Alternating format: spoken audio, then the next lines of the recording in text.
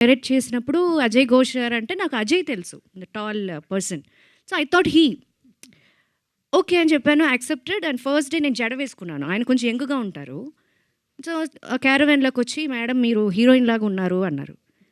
మా అసిస్టెంట్ ఒక అబ్బాయి, ఆవిడ హీరోయినే కదా అన్నాడు. వాడు అంటే కాదు, మదర్లా కనిపించట్లేదు మీరు అంటే. సరే ఇప్పుడు నన్ను ఏం చేయమంటారు అన్న. వెనకాల ముడేసుకోండి అని. సరే మనకి ఐఎమ్ ద డైరెక్టర్ పర్సన్, వాళ్ళకి ఏం కావాలో మనం ఇవ్వాలి. సో నేను ముడి వేసుకున్నాను, సెట్లోకి వెళ్ళాను. I was searching for Ajay. He was sitting on the chair, Ajay Ghosh garu. I thought that okay, ఈయన మా మావయ్య గారి క్యారెక్టరా ఏంటి చెప్పొచ్చలేదు, ఐఎమ్ సారీ సార్.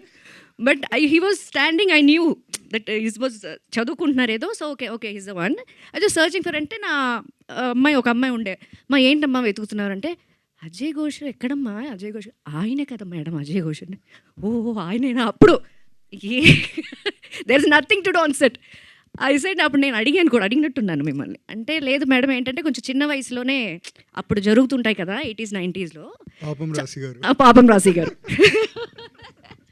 అన్నారు. But he's a fantastic artist అండి. ఫస్ట్ టైం ఆయనతో వర్క్ చేశాను, సినిమాలో చూశాను కానీ